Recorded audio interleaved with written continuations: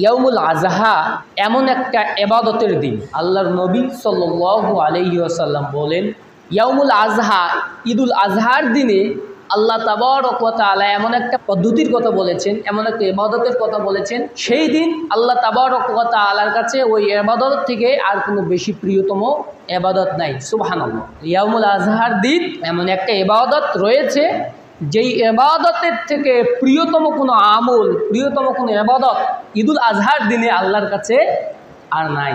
সম্মানিত হাজী, ফরজ সালাতের উপরে কোনো আমল আল্লাহ তাবারক ওয়া তাআলার কাছে আর নেই। আল্লাহর নিকটতম বান্দাদের সঙ্গে শামিল হওয়ার জন্য একটি মাত্র ইবাদত, সেটা হচ্ছে as-সালাত। তবে ঈদুল আজহার দিন আল্লাহ তাবারক ওয়া তাআলার রাস্তায় যে ব্যক্তি নহর প্রবাহিত করবে, যে ব্যক্তি কোরবানি করবে, আল্লাহ তাবারক ওয়া তাআলার কাছে সেই দিন ওই কোরবানি থেকে বেশি কোনো প্রিয় আমল আল্লাহর কাছে নাই। আর কোরবানিটা করবে কারা? কোরবানি তারাই করবে যারা নাকি দিনে 5 ওয়াক্ত সলাতে আল্লাহর ডাকে সাড়া দেন। 5 ওয়াক্ত সলাত আল্লাহর ডাকে সাড়া দিয়ে মসজিদে হোক কিংবা ব্যস্ততার কারণে বাহিরে বাসায় সে আল্লাহকে সেজদা করলো, সলাত আদায় করলো। তাহলে বোঝা যাচ্ছে যারা কন্টিনিউ সলাত আদায় করতেছে, যারা কন্টিনিউ সিয়ামরত অবস্থায় রয়েছে, ফরজ অথবা নফল, যারা কন্টিনিউ দান সাদাকা থেকে শুরু করে আল্লাহর প্রত্যেকটা বিধিবিধানের ওপরে সে চলমান অবস্থায় রয়েছে, সে সব বিধিবিধানগুলো বাস্তবায়ন করতেছে, কোরবানিটাও মূলত তার জন্যই একটা মহা ইবাদত। আল্লাহর নৈকট্যপ্রাপ্ত বান্দাদের সঙ্গে শামিল হওয়ার জন্য কোরবানিটা হচ্ছে আমাদের জন্য একটা মহান রাস্তা, সুনির্দিষ্ট একটা পথ, একটা পন্থা।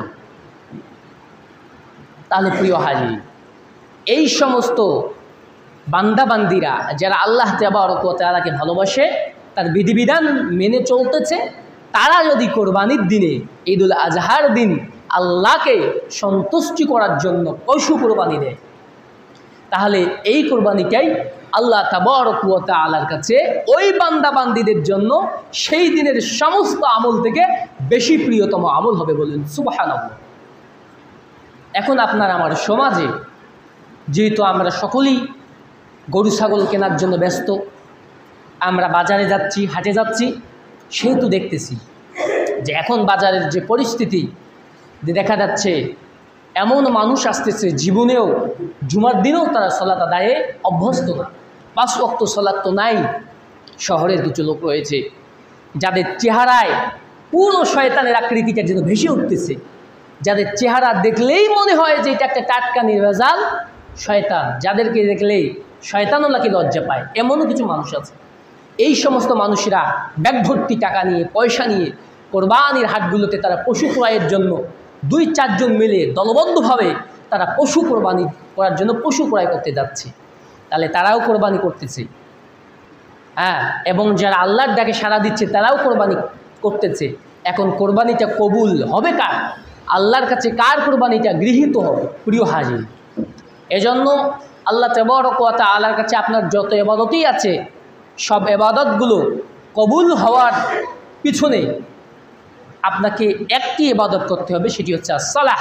5 ওয়াক্ত সালাত আপনি যদি কন্টিনিউ করতে পারেন, তাহলে আপনার জীবনে ভুল ভ্রান্তি তো থাকবেই বটে, ভুল ভ্রান্তিতেই মানুষ, আমরা সবাই পাপী, সবাই ক্ষতির মধ্যে নিমজ্জিত।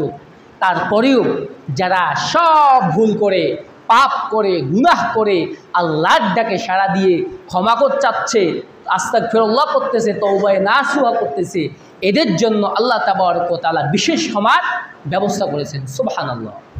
প্রিয় হাজীর, তাহলে দেখা যাচ্ছে আমাদের সমাজে কোরবানি ক্রয় করার জন্য একদল লোক খুব